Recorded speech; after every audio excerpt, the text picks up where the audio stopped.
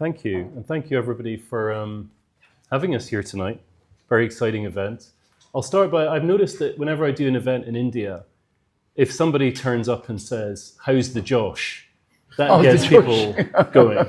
So I hope you guys can help us by keeping the Josh high throughout this. I know it's sort of 6 o'clock on a Friday and people are probably starting to think about the pub and other options like that. But I have a gentleman to my left here who's just been well introduced, but I think it's worth repeating that PolicyBazaar, when I first met Yashish, which was in a McDonald's, I think. We went to McDonald's together in maybe 2011 or something like that, which is, if you're looking for lessons from tonight, if you make it into the world of private equity, don't take people to McDonald's. I can't even imagine what I was thinking. But at that time, I think PolicyBazaar was raising money at a valuation of very little. 50 million. And it's today 50 million. 50 million that time, yeah. Yeah, and that was expensive at the time, believe me. And now today we're thinking about a company that is worth $10 billion roughly, give or take. Share price goes up and down, etc. And has 11 million customers, somebody told me today, is that right? Some huge number. Many more, yeah. Incredible success story. And yet he said on his most recent analyst call, one of these fancy equity analysts on a call recently asked him about his strategy, and he said simply, "The master chef never sells their secret sauce." So we're both agreed that you're the master of this, but I'm hoping you'll reveal something of what goes on in the kitchen. Maybe the best place to start is, if I can take you back to life before PB Fintech was this huge success story. What were you doing beforehand? What got you to the point where you started the business? First of all, to answer, what is the recipe to success is just to keep trying. So I've been trying since 2011 to get Stewart to invest in my company. I've also shown very good returns, but he's still not invested. But I'm still trying. So, and I'll keep trying. That was my mistake. No, that's okay. That's okay. But the thing is, you've got to keep trying, right? So I think that's really the way to succeed. What was I doing before that? So I used to work at Bain, and I had from Bain I moved into eBookers, which was an online travel company in the UK. I very quickly grew in that company. Again, because I used to work hard, I used to do my stuff, and I was always first principles thinking. So I got the environment, I grew to become the managing director of the company. And then the company got sold.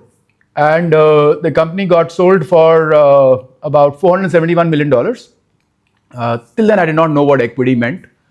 So I was very happy that the company was doing well. I remember I was supposed to go to Australia for the first trip of Virgin Atlantic to Sydney. And they had to take their partner. We were the largest partner of Virgin Atlantic. So they flew us there, and I came back. And when I came back, we had new owners. And I was called into the office. I thought they were calling me to for me to tell the strategy.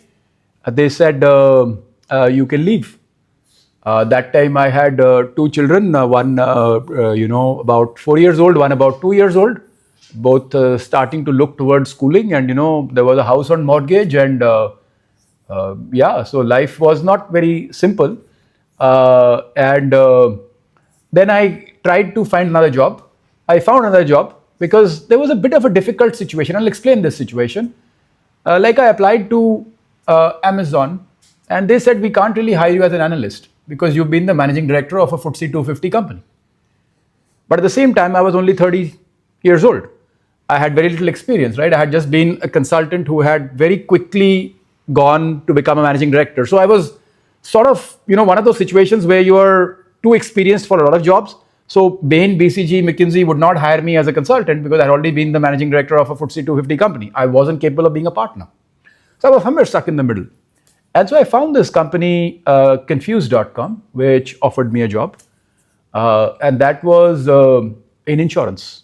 And really, that's how the insurance story started, because Confused.com, and the only reason it broke down was because my wife refused to move to Cardiff. No, didn't refuse. No, that's wrong.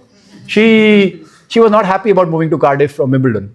So I said, what's the point of making her unhappy? So might as well just try to start something on my own. And I first started to build something in Europe, which did not work. And then there was really no option. This was 2008. It wasn't like I was, getting multiple options. There was something out there that I was having a discussion with, some service magic thing. But it became quite clear that I should move to India and build this business because that is my best chance at some form of stability in that situation. So imagine becoming an entrepreneur for stability, not because, so it was because, quite honestly, on the last day when the funding came in, I was interviewing with Service Magic, which is an interactive corp company, to become the managing director of Service Magic. And the only reason I took that, there are, everything when you look back in such time can become truths and half truths. So yes, I was interviewing. Was I going to take the job? Was I going to take the funding? I don't know. But yeah, I was interviewing. So it was a precarious time. For a while, I was also on dole for about 6 weeks. But it was a precarious time. But yeah, things worked out. So the decision not to move to Wales is always a good one, I think. So that was the first good decision you made. But tell us a bit about just having the vision for the company. You were working at Confused.com, which is not dissimilar in some ways to, it's a price discovery platform, price comparison platform. And then did you have a moment where you thought this could work in India and I'm going to back myself to go and do this? Or how did it happen? I totally did. I thought the model that Confused.com, Money Supermarket do in the UK can work anywhere in the world. And I realized very quickly that you needed to know enough insurance company CEOs and CXOs to get the platform fast enough. Otherwise, you would struggle. And because I had been to IIT and IIM, I had very strong access to a huge number of insurance company CEOs. They were almost half of them were classmates, right? So that gave me confidence that, look, we will be able to make this happen. But the reality of what PolicyBazaar is struck about 6 months later. Because we started off by trying to replicate Confused.com in India or Money Supermarket in India. But about 6 months later, another reality hit me, which was that India doesn't have enough cars. The UK alone had that time 32 million cars. That time, India had only 10 million cars.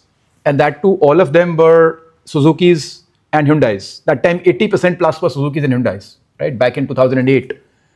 And the auto manufacturers controlled the insurance, right? For up to 3 years to 5 years. So there wasn't really a market to be built. And that was one thing. The second thing that struck me was, I have always, since I was a kid, I've always been very worried about health insurance, life. I explain. I grew up as an army officer's child. So always had access to medical. And I actually did not know how people in the civil life, in India we call it army and civil, I did not know how the civil people go about life. Because how do they manage their pensions? How do they manage I'll give you some examples. My grandfather retired in 1977. His last drawn salary was 700 rupees. He expired a few years ago. His last drawn pension was 200,000 rupees, right? A high growth country like India, that is what the need becomes 40 years post-retirement. Your need is probably, 30, 40 times more than what. And so I just don't know how the civilian population was thinking of handling that. I also didn't know how the civilian population would go about handling medical inflation. Because I remember when I was growing up, if I needed a hospital thing, I would go in there and it cost 300 rupees. The doctor would see you and send you back. Now that same visit is 15,000 rupees, right? So in India with a high inflation, high growth environment, how do you manage healthcare? How do you manage pensions? And to me, those were the last thing I would say. I lost a few of my family and friends, and I saw what the families went through from a financial point of view. Because when the earning member was not there, how exactly and maybe I was more pained by these than most other people. So it was always in the subconscious. And that's why when I came to the UK, I loved this environment because it had the NHS, there was a lot of social security here, which we did not have in India. So I always thought that how does the middle Indian person buy their own social security? And nobody used to buy it because health insurance and term insurance put together was less than 1% of the premium of the country. Today it's about 25%. And that's largely, I would not be exaggerating, that's largely because of us. Because we've made sure, see, some of you are from India. You name me one more player. It's a big country. And now we are a 10, 11, whatever, 9, $10 billion company. So there must be some people who tried to build what we do. Yeah. You name me one more company that just gets up in the morning and says, I'll sell health and term. You will not be able to name one. I'm not saying they sell 1 million policies. I'm not saying they sell 10 policies. No, nothing. Just show me a company that at least gets up in the morning and says, I'll sell health and term to the... Now, what is the right product for the middle class? Health and term. This was one... So there are 2-3 things here, right? One, I realized that, look, in financial services, comparison helps to get customers in. The second thing I realized is there's nobody focusing on the most important product, health and term, because they are what should be there. They were almost not there. So latent, whatever you call latent need, right? Latent need. Even the customer did not know. So there was a third aspect I realized.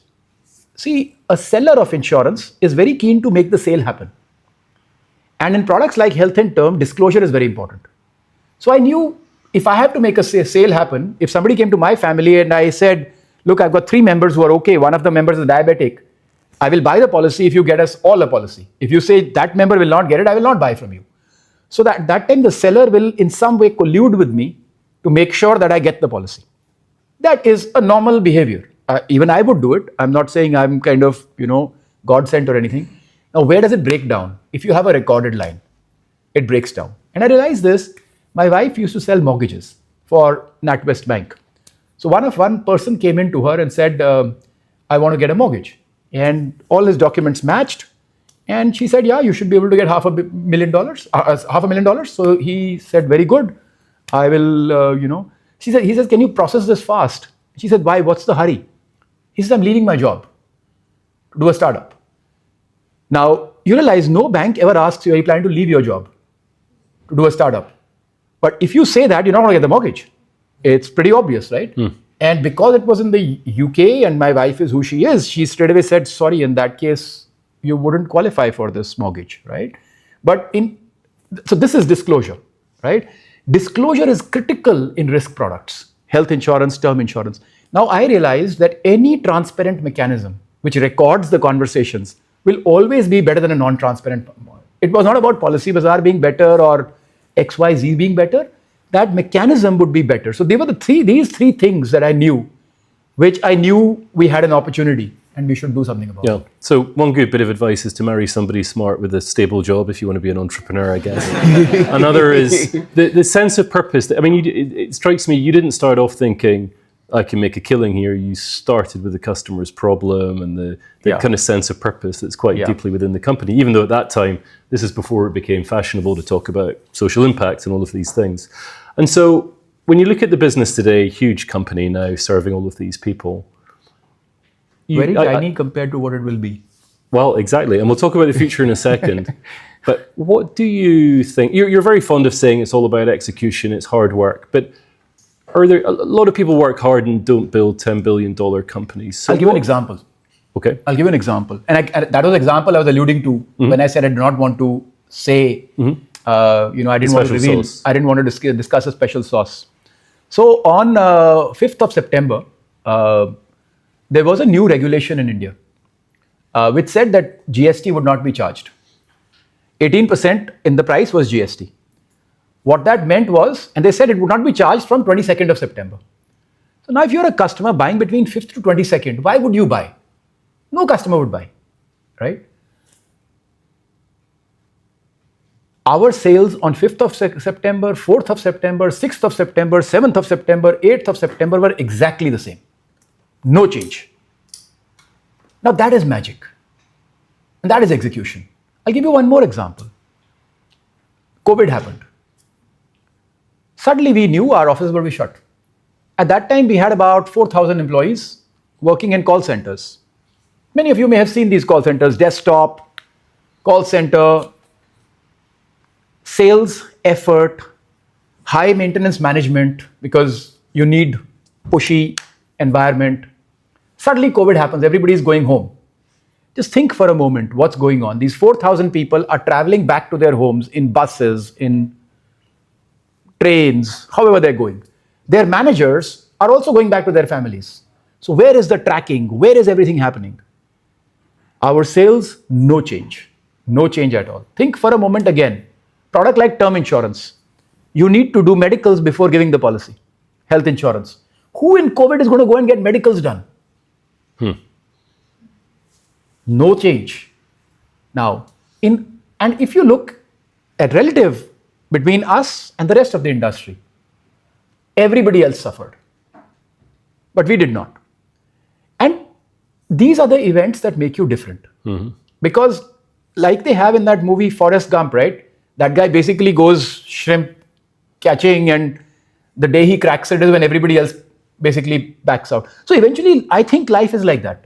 Eventually, the one who makes it is the one who doesn't back out when things get really bad.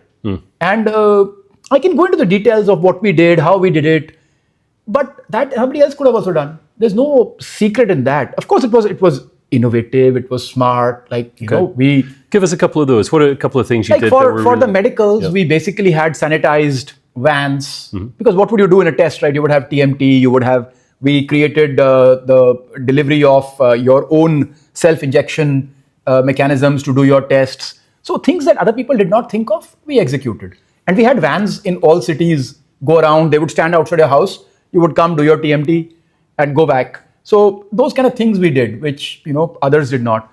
In this particular case, it is very specific. What we did was, we said, look, anything can happen. Maybe the prices will increase also because customers are there. The second thing we did was we gave a guarantee that the customer gets the same price. We did a deal with the insurers that they will give us a discount of 18% starting today. Right. Now, all I'm saying is, look, it's a big country. Nobody else did it. Nobody else thought of it. That I can go to the insurance company and get an advance discount.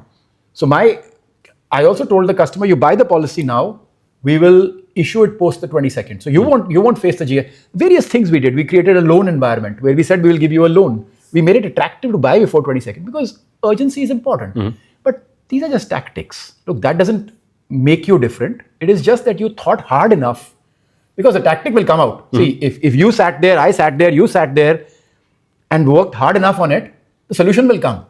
But the point is, it's the one who's going to not give up who's going to find the solution. The guy who says nothing can happen, you know, let it be, everybody's suffering, so I'll also suffer. Nothing will happen in his life. It's really that. I don't think it's very different, right? And as you look back, any big mistakes?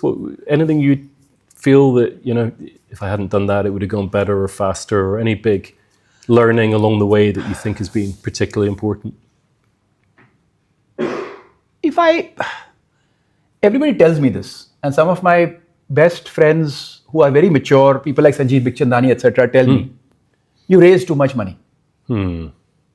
Right? Because till date, we have raised $840 million. We have exactly $840 million in the bank account.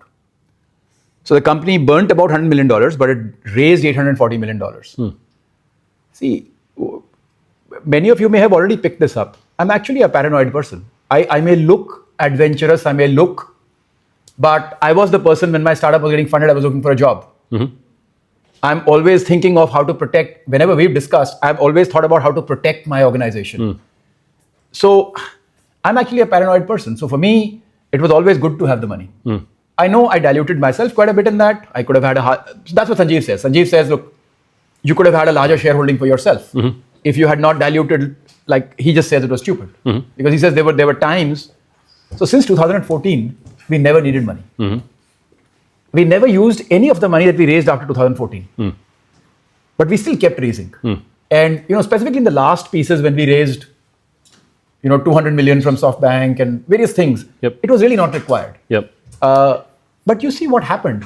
The moment we did that, competition died. So what is important, what is not important? I always believe that, you know, 1% of something is still something. 100% of nothing is always zero. So might as well have something and then, you know, have a small share of it. That's fine. Yeah, I think you've done pretty well overall, for sure. So let's talk about the future then. What you would notice in this is, and I wanted to make this point, operationally, almost nothing. And that is a big thing, saying 17 years you don't think there's anything you should have done operationally differently. Just think of that statement. Right? And is that a matter of having the right culture in place so you don't make mistakes? I think it was the right culture, it was the right people, it was the right thought process. It was a kind is better than right thought process always, just doing the right thing. But I think Alok, my co-founder, uses this word serendipity. I think there is some serendipity there. I call it, I think we have somebody's hand on us. So something is working because it's meant to work. It's almost magical. Like yesterday I was discussing with Sarbir, I was just leaving. And you can imagine, Sarbir is the new CEO. And he's the operator. So he, obviously the new CEO wants to show that, look, I'm doing a lot. But he says, I must say one thing. Effort people put in many companies. But he says, when you put effort in PolicyBazaar, the result comes very quickly. He says, there's something magical about this. And he says, you know, he's my senior. So he says, I know you will take credit of this and you will say you created a great organization. So that's the fear of this. But the reality is there is something magical about it, which just works. What I think is quite interesting is you've built this huge company. It's a massive success story. I think if I offered 100 entrepreneurs that, 99 of them would then go to the golf course, go to the Four Seasons. You're not doing that. You've now raised another 300 million, something like that, to we are just starting out on a very big journey. Reinvent the healthcare sector. Yes. You've also launched PB Pensions, I think. Yeah. You have the child education. Pension Bazaar. Tell us about Pension Bazaar, sorry, yeah. See, my problem is very big. Okay, so let me try to answer. You said it once. I have personally made enough money that I will not spend even 1% of it in my lifetime. I actually spend very little also. So that part is not what's driving anymore, right? But there is a very big purpose out there, which was a social security purpose. See, and I know it becomes apolitical, but India has these 5 segments, and I've spoken about it a few times. You know, there's a Monaco, there's a UK, there's a Brazil, there's some African countries, and then there is the poorest African countries out there. And these are big population chunks. India has 1 million, 30 million, 300 million, 500 million, 500 million, right? So big chunks of population. And all these chunks of population have different things they want to achieve out of. I was traveling with one guy and I asked him, why do you guys go and buy this crypto and why do you guys go and do this F&O? He says, sir, we do it because one of us will break out. So we take a lottery because our life is not worth it without that lottery. So we don't mind. We know we are making a mistake. We're not stupid, but we want that lottery, right? And there is that bunch out there. You will not find people like me doing F&O, but there is people doing it, right? So all I'm saying is India has these different segments. I have identified this middle class, this person who has this young family, average age of the eldest person is 35, young kids, 10 years old. He wants his kids to do much better than himself. She wants their kids to do. They are hardworking people. They are aspirational people. That is the growth of India. This 300 million is going to become, there's crazy stats. There is almost nothing that can stop it. This 300 million is going to become 800 million. Now, the question is, it may happen in 15 years, it may happen in 20 years. You can take your guesses, but that's going to happen, right? And more importantly, this bunch has, its aspiration and its growth is what's going to contribute to India. So India's growth, our GDP growth does not come from anything else, right? It really comes from that. So, and this one has a huge social security problem. Whatever we say as a country, we don't have the money. We can make political statements, but we don't have the money to actually provide social security to this bunch. We can provide it to the below that. And the math is very simple. This bunch earns about $5,000 per capita. Our country's GDP, $6,000 per capita. Our country's GDP is $2,500 per capita. So any country with $2,500 capita cannot take care of somebody who's earning 6,000, 10,000. It doesn't work. They need a different level of service. It would happen here as well.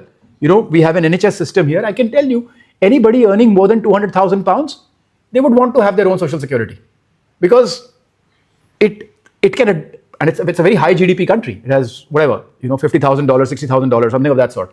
But still, any time somebody's earning 2-3 times more than the national average, they no longer fall on the nation's social security, or it becomes unaffordable. Plus, we have other priorities, right? There are lots of things that are going on. So I think this is a structural problem that exists, and it exists in pensions. That's why we acquired PolicyBazaar. And health is okay. So think about, where does the UK spend money besides subsidies? It spends on NHS, it spends on education, it spends on pensions, and that is where India may not spend for the middle class, but the middle class has to spend exactly there, right? And so I think that is the big problem. So I think pensions and health is the biggest issue we want to solve. Yeah. So again, it's the sense of purpose around the problems in the country. Yeah. I guess the other piece of the future that's kind of interesting, and it's the thing everybody's talking about, every board meeting I go to, everyone wants to talk about AI. Yeah. You're running a real business, real tech business. Yeah. What does the AI revolution, I mean, people want to talk about robots taking jobs and all this stuff, but when you're on the ground running a big digital business, what does the AI revolution mean for you the next few years? I think if I take a peek at the next 5 years, a lot will change operationally in our organization. Right now, it's not cost effective for it to change. That's the broad statement, because AI also has an expense, and that expense is today higher than the cost of the Indian salesperson. What is the expenses? The GPUs or the people? It's the GPUs. It's the rate at which you will get it. But today, if you want good quality sales type speech, you're talking about 11 to 15 rupees per minute. Right. And that is higher than the cost of my employees. Right. So okay. I would, if I have, so it will come. I have no doubt this 11, 15 will move down to 1, 2, because the human cost is increasing. This cost is coming down. I think that crossover will happen. It has not happened yet. Now, what are we finding success in? We are finding success in, number one, risk assessment, because as I said, I want to be better and better than anybody else at risk assessment, because that's my strength. Because if I can risk assess better, I can settle claims better. It's very simple, right? There's 100 rupees. If you get 2% of fraud, it'll blow your book. So you don't want fraud. So if you can cut out fraud, your ability to settle claims is much higher. And that's exactly what our biggest strength is. So we want to keep going on that. And there we have some serious advantages compared to competition. Who do we have as competition? Right? So they're kind of, that's the other part. We're not competing with Amazon or Google, right? Now, the second aspect that we are finding help is in customer agent being supported. So a lot of summarization activity, a lot of prompting. Look, you may be missing this, you may be missing that. So a lot of side prompting. So if you look at, I'll give you an example. One amongst the largest insurance companies in India, their CEO was over at our office and they wanted to hear what's going on. So we put him on a standby. He could hear what's going on in the call. The call lasted 45 minutes. The person sold another company's product.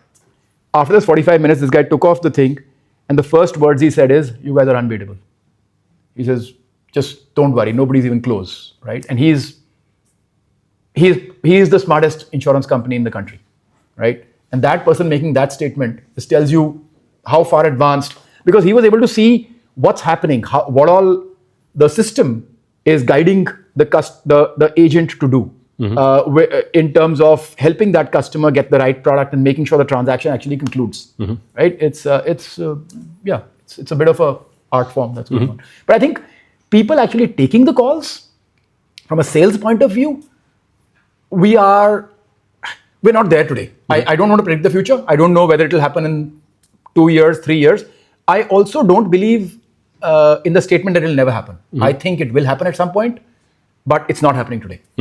Okay, very, very interesting. Let's shift gears just a little bit to this room of young people. More and more people are young compared to me, of course, as time goes on. Advice you would have for them? I mean, you're somebody who, you went to INSEAD, then you worked for a long time in the UK, and then went back to India to kind of seize the opportunity there. What would you do if you were a young Indian at Cambridge today? How would you think about the next phase of your career? Would you go straight back to India? Would you stay in the UK? Would you still want to be an entrepreneur, or what would your advice be? See, everybody is different, and eventually people will have to make their judgment basis their own situation. But a few things which, if I look back at life, I was very worried.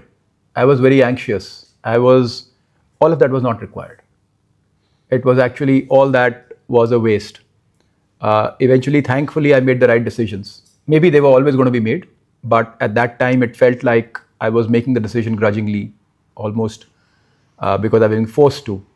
But I would say, don't be afraid. Don't be, if it's very hard to take away. A lot of people are telling me also not to be afraid, but it's very hard to take away that don't be afraid. That the future is usually much better than we anticipate.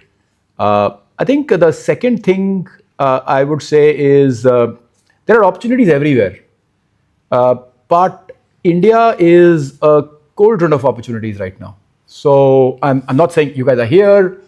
Of course, do stuff here. Do a lot of changes required here as well. But India is growing, and it's growing very, very fast. And sometimes it can be taken as a disrespectful statement by somebody, but the reality is India is going to add maybe $30 trillion to its economy in the next 20 years. There is almost no doubt that it's not about me or anybody else. There's almost no doubt that India, China, and the US are going to be the 3 largest economies out there. The other 2 are already there. India is not. India is today 5 times poorer than China. It's probably 8-9 times poorer than the US. So the opportunity is there. I can't think of a bigger opportunity, right? I'll make another statement. If PolicyBazaar survives, if it doesn't die, there is no way it won't be a $100 billion company in 10-15 years. Now, which country can a $10 billion company make that statement about? I'll give you an example. In the UK, when I left in 2008, all these companies existed. Money Supermarket, Confused.com, everybody existed. Their revenue is pretty much what it was then. Their business is pretty much what it was then. The business model has not transformed. Nothing has changed. And think of what has happened on the other side. All I'm saying is you may find it. Yeah, I would say India is an opportunity pool right now, and sometimes people don't move for whatever reasons. But it's an opportunity pool right now, and I would say leverage your education here. Maybe work a couple of years here in some organization, learn something that you can take to India. India is behind on almost everything. I can give you 5 examples right now. So, and if you look at the future, what's going to matter? Food's going to matter. Health is going to matter. How we live, how we interact is going to matter. Many other things may not matter as much, right?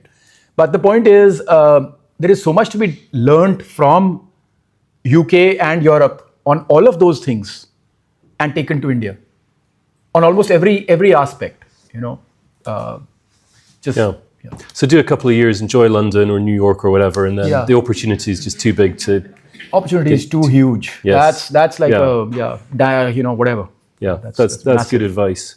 All right, rather than me droning on, who has a question for Yashish? We've got another 20 minutes plus. Be great. We've got a question at the back here. Hi.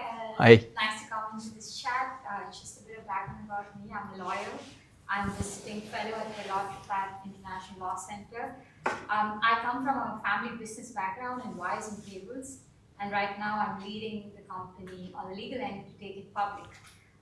What I found very fascinating, and that's why I wanted to come to this chat, is that you guys had private equity players come into the company. And I know as a founder, even for my own father, that's a very disturbing aspect, even though that gives enough capital.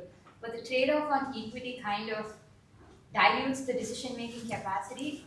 How do you see it? And do you see PolicyBazaar becoming an IPO, or do you feel this is the right method to stay away from it? No, so we're now public. We went public about 2-3 years ago. See, everybody looks at it differently. Somebody wants control through equity holding. I want 50%, I want 26%. We did not want that. And ours was, I would say, a skill-based company rather than an assets-based company. So there wasn't a business like, I'm assuming there's a wires and cables business out there. There's this. It wasn't that. Ours was very skill-based. It was very individual, team-oriented. So it's not like a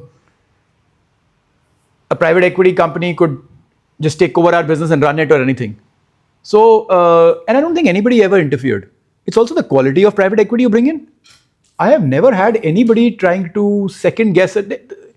Once I had one person who owned about 2.5%, who kind of stuck to a decision and just said, don't do this, don't do this, don't do this, and said, I insist you should not do this. But otherwise, it's never happened. And it was always my choice at the end. It depends on who your private equity investors are. So we had people like InfoEdge, Temasek, Tiger, SoftBank, who never ever, it was very clear. They provide the money. If they have invested in a bad management, they've already lost their money. If the management is capable, the management is your pilot. Their job is to make sure the plane lands and everybody gets off. The investors are the passengers. And today we are public. 80% of our private equity investors have sold. Some sold cheap, some sold expensive. 20% still hold on, and that's fine. So I think different, and again, we are 98% institutionally held. So only 2% is retail held besides management. So it's okay. You could say institutions can interfere. I've never had anybody interfere or anything. But whether you raise private equity money or not, one thing, the lawyers always do well, right? So you'll be fine. Lawyers and bankers. I'm not going to lose any sleep. Lawyers and bankers always do well. Yeah, so there you go. Lawyers and bankers will always do well. You're going to be fine. Who else has a question for Yashish? One second row from the back there. Hi, thank you for the session. I have 2 questions, if that's okay. Sure. First one is, what is to insurance what UPI is to payments? It's like the leap for the moment. Sure. The second one is, did you ever think about the agricultural sector? If yes, what would be your advice for a founder looking to start something in that space? I think, yeah, okay. So I spoke about the 5 different segments of consumers. I think the last 2 have to be almost entirely fronted by the government. The first one almost entirely, because the last segment, if those has no money of its own. So it cannot give you anything. As a business person, it cannot give you anything, right? Somewhere it needs support. It needs, even if it's doing, maybe it's doing manual labor. So that part, I think the government has to interfere quite a bit. They did do some work with agriculture, etc. And I think when the government does this with private entities, the biggest thing one has to think about is conflict of interest. See, I have found in development, if your conflict of interest is not addressed, it just causes a problem later on. And the larger the solution becomes, it becomes a bigger problem. So you have to just address that who's rent seeking in this. It's more of a public policy kind of thing. I do believe I feel I'm very practical about solving social security, but also being able to see what can I solve and where will I die trying to solve it, right? My belief is if I go into the lower segment, it's like fire. It's very politically sensitive. So I have always stayed away from that. So be careful about a few of these things as you look towards agriculture. It's not easy to get a customer. Now, I'll explain what's the difference between UPI, and in this I'll be answering the second question also somewhat. It's very difficult to get a customer to part with his money, especially when he does not know he's going to get it back, almost as a necessity. Very hard. Remember, in insurance, what I'm saying is, in case you fall ill, in case the person expires, you will get this money. Otherwise, you get nothing. 0, right? Look, world over, insurance is largely sold only 2 ways. Either it's mandated or it's embedded. You take a loan, you get the insurance with it. You buy a car, it's mandated. Just think about it. Voluntary purchase of insurance is almost negligible. And I'm saying at a world level, not just India. So creating that is the biggest task. And now, when you talk about payments, we all were making payments all the time. It's not very hard for me to make payment to you, you make payment to me. So there, a UPI kind of thing works. There are desirable products, jeans, food. You can actually make it, they're pull products. Insurance is a very nastily push product. If it becomes pull, it's a scare. Because if it is pull, the easiest way to sell insurance? Just stand outside the morgue and sell life insurance. Go to a hospital and sell health insurance and life insurance in the hospital. You'll get tons of clients. They're all desperate to buy, right? But that no smart insurance company, where do the smartest insurance companies sell? Colleges, schools, young people, canteens. If you think about financial services also, which company has been able to lend at a somewhat lower segment? Bajaj Finserv. Why? There's only one reason. It sells when the person is purchasing something. Purchasing a television. When do you purchase something? When you're happy. When you're in the dumps, you don't go and buy a television. You don't go and buy an air conditioner. So they address the intent issue. Everywhere we'll have to address that. So I think it's a deeper problem. We're not a recorded line, but Bima Sugam is not the answer. That's not going anywhere. But you've always had a good relationship with the IRDA, though. Always, Yeah. always. But I think what happens at times is it's easy to simplify and not get into the detail of something. I think people misunderstand just how. I'll give you another example. We had a competitor. They raised. So PolicyBazaar was not the first one to start in India. When we started, there were already 20 players doing exactly what PolicyBazaar does. Because as you know, it's the Indian national hobby to look at the West and see this is happening, replicate it. So obviously, you can't imagine that I came there and tried to do it, right? So there are 20 people already doing it. What they did not do was health insurance. When one of the players was going bust, they had raised about $100 million before they went bust. So I talked to the founder and I said, why did you not do health and life? He said, it was too hard. Because they kept doing motor insurance. I said, did you not see that motor is only 7% of my revenue? So even if you became half of me, you'll be 3% of my revenue, which was the reality of where they were.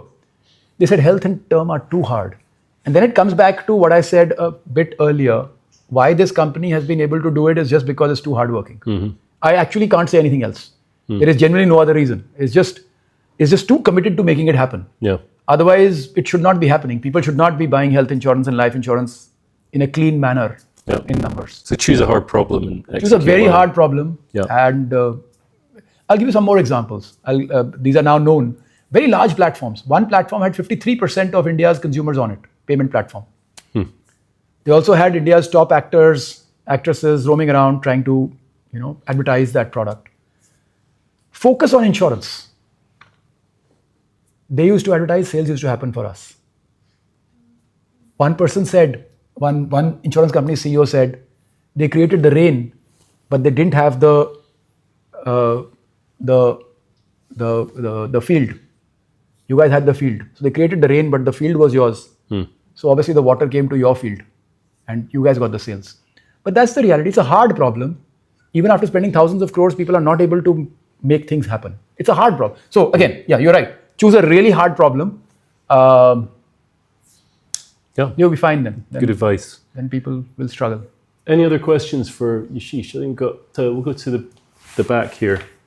Hello, my name is Stewart. I'm doing the MBA. Hi. I'm actually looking to buy an insurance company after the MBA. You're a very good research one, so this has been very interesting. Thank you.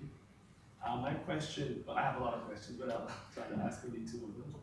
First one is, do you see most of your growth happening? Do you think that you're going to grow faster over the next 5 years than you have? Yes. Yes. And where do you see most of that growth coming from? Health insurance, basically the problem. Social security is a very big problem. In India, even today, off the middle, again, I'm very segment oriented, so I will not give you broad brush numbers. Of the segments that are relevant, only 10% of the people have health and term insurance. Pension, almost nobody has. And so the problem is still very big. By the way, I'll give you another answer. I still don't have an answer how to solve pensions. I bought PolicyBazaar. See, that's the other thing about me. I'm dead truthful. I don't have an answer how to sell pensions in India. But I'm trying very hard. If I succeed, I don't know how somebody competes. Because, those problems are very big. When you solve the problem, Then people find the solution and then they start buying. And when they start buying, those numbers keep increasing because there's no dearth of market in the country. So the market is growing, the middle class is growing, everything is growing. So as you look to buy an insurance company, again, think very hard about what problem is it solving? Is it just commodity? Is it doing something special? How exactly will you win? And more important than winning, see, sometimes winning is easy. What is harder is how will you sustain your victory?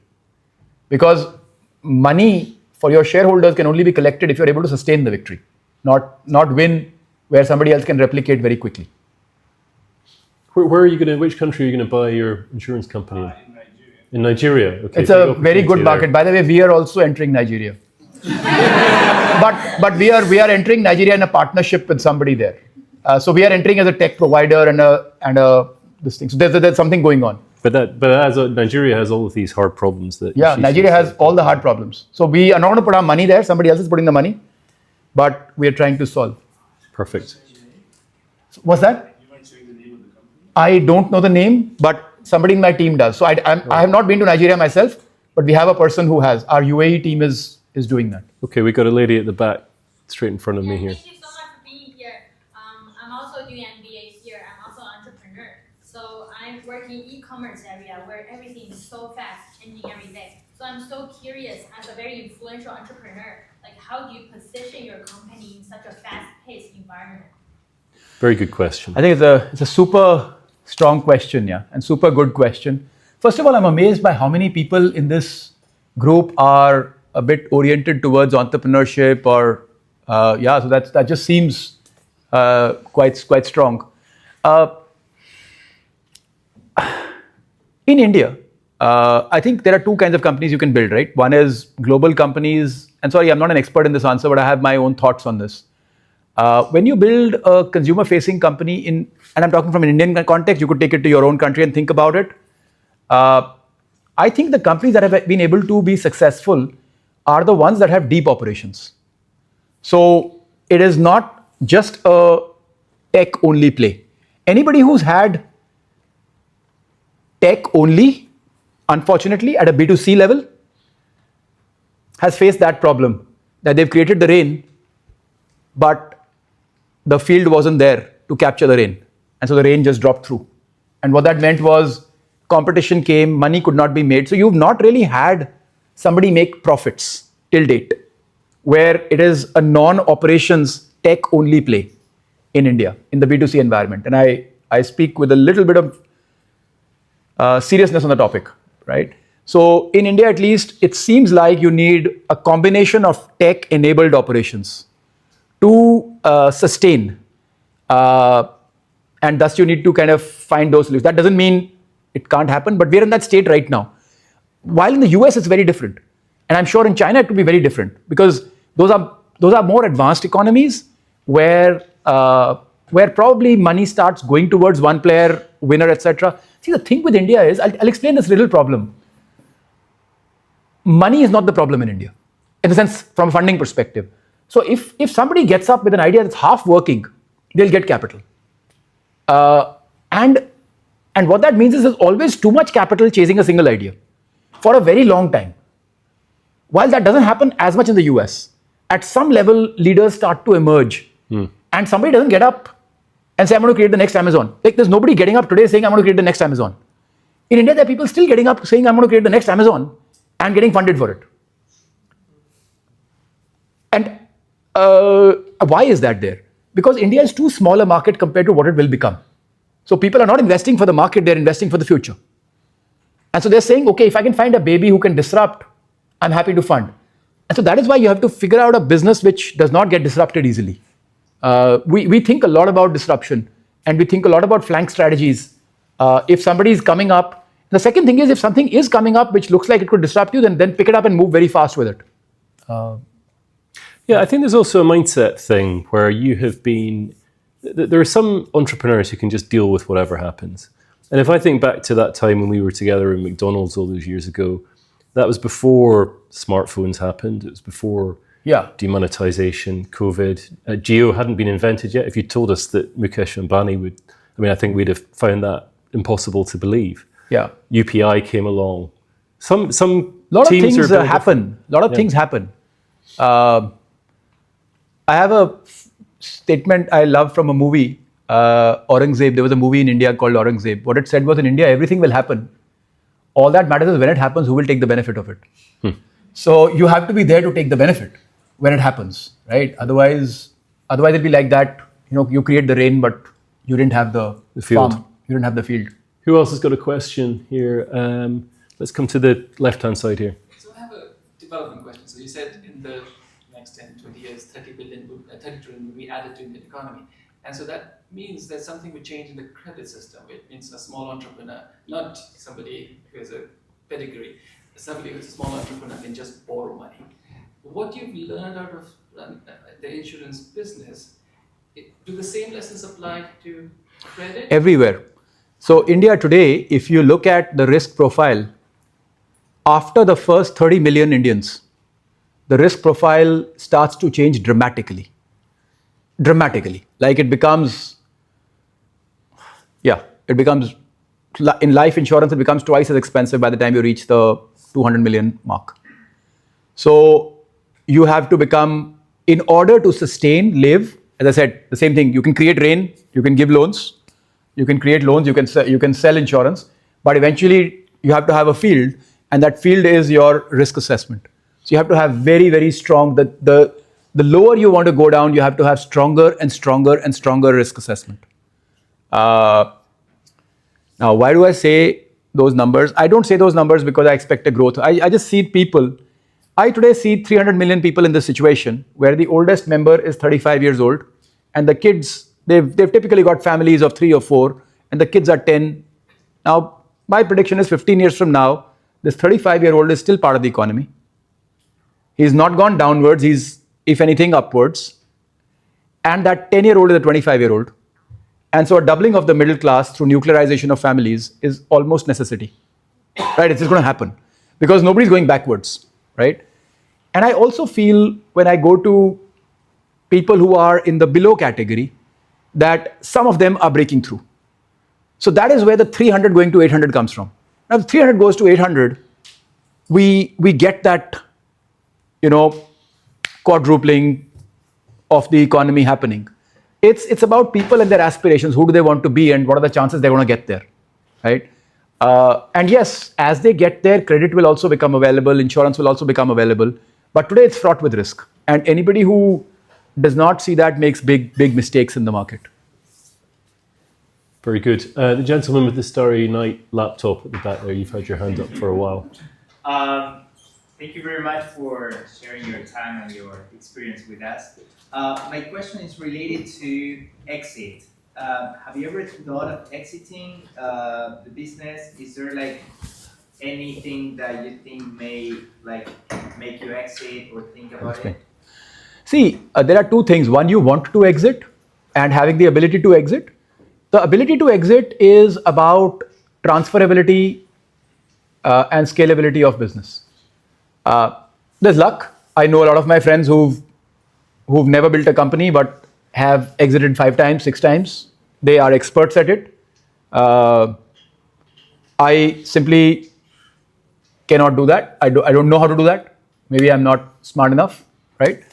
I believe unless you build something that is transferable and scalable, there is no value.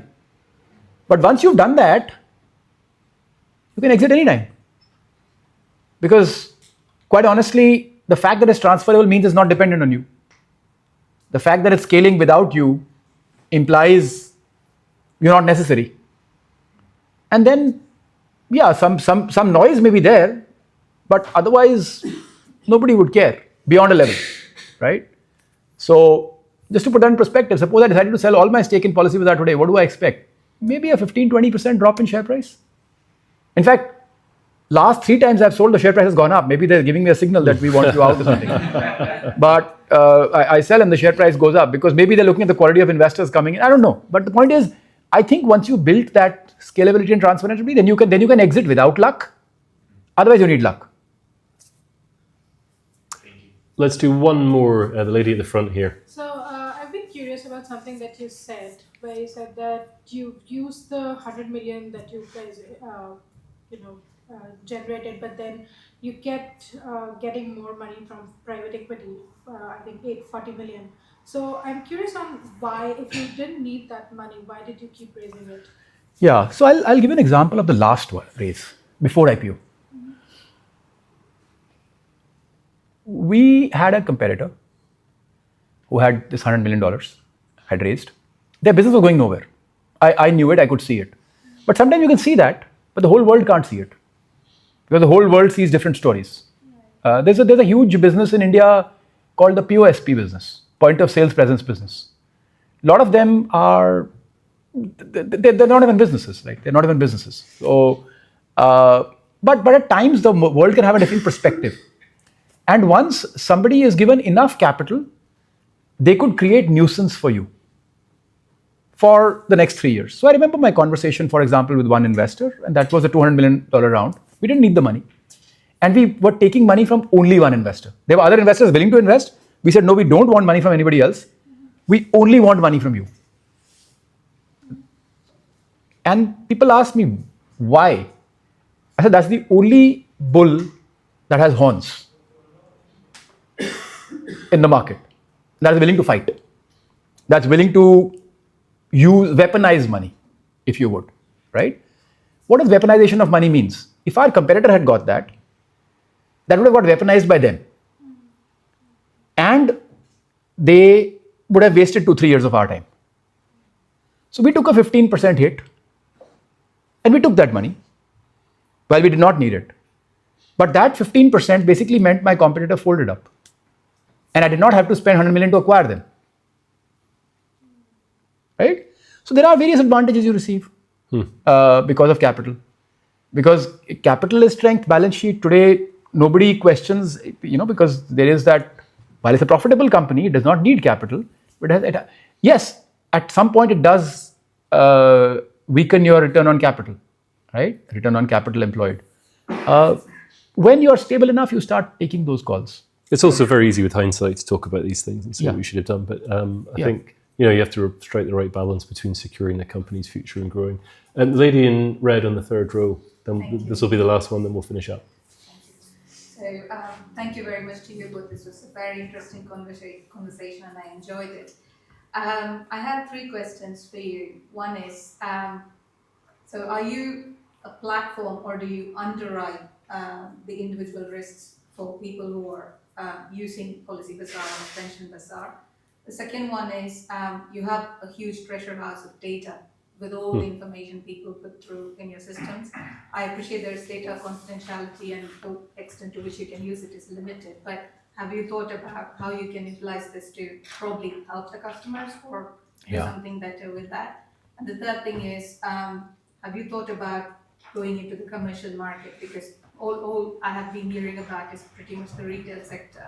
But have you pondered underwriting commercial companies or linking up with companies to sell commercial insurance? So we have start from backwards. So we've started commercial insurance 3 years ago. It's about 6% of our premium right now. We're not finding it easy simply because we don't seem to have any inherent strength in that market. Why should I? We're trying to build those strengths. Maybe we are too early. And many players like Marsh, Aon, etc., have got inherent strengths built over time. The SME market, which is kind of the promised land, is not really happening yet. It's the discussion is there, but as a business, we're not seeing SME players buying a lot of insurance yet. So it's still early days, but that's what's happening on that front. You talked about risk. We always see ourselves as a risk carrier. So there's this concept called the MGA. So we practically operate like an MGA. So we believe that, and there's a thinking behind this, right? So suppose you are the insurer. I don't believe you can ever make a loss on my behalf. If you make a loss on my book, next year you won't work with me. So to keep you sustainable, I have to make sure your book makes profit. I have to also make sure if I'm bringing you disproportionate profit, I should get a share of it. And so I'm totally aligned on that. The last thing is, unless you are profitable, And this is where, again, I think regulators really need to start thinking. Because unless an insurance company, because many times they think consumer, but they think of it almost very singularly. That look, consumer must be helped, consumer, they say, forget about the company. Unless you help the company, they can't help the consumer.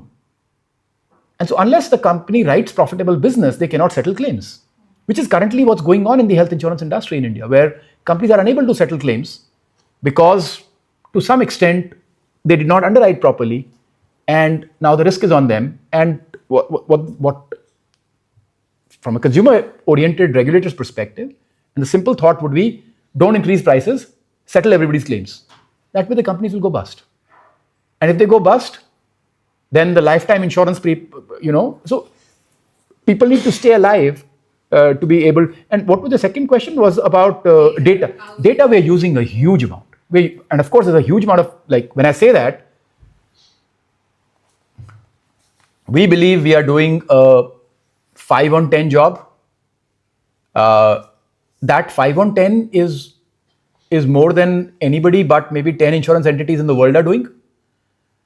But we see a massive gap out there. I see, I hope when automated sales of health, life, etc. actually start, that we are the company that delivers it. But we won't be able to deliver it before time. That's all. Yeah. So it'll happen in time. I don't think anyone would bet against that. We're at time. I'll just close with 2 comments. One is a bit of advice. If you're interested in business, everyone here is interested in business and finance and learning more about it. Listening to people who have built companies is the best way to learn more about business, I think. Don't listen to the bankers and the consultants and people like that. Listen to people like Yashish who've actually built something. The second thing is he landed this morning, I think at Heathrow, drove himself up from Wimbledon. Yeah. So a very big thank you from everybody here for sharing your insights. All right. Thank you very much. Thank you for having me over. It's late on a Friday evening, so really appreciate you guys coming in. Thank you, everybody. I most probably wouldn't to hear me, but Good crowd. but